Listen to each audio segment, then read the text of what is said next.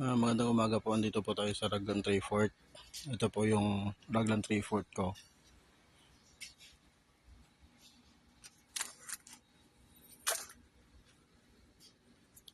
Nakaayos naman po siya, kaso ano lang po, medyo kulang lang sa stocks kasi may paparating pa naman na incoming. Then yung mga stocks ko lang po is maroon,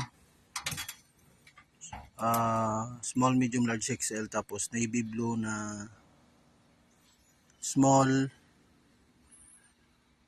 large, XL to XL po.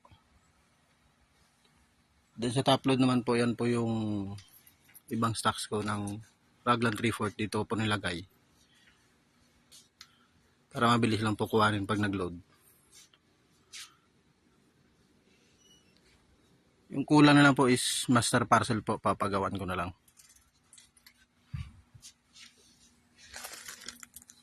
Yan po.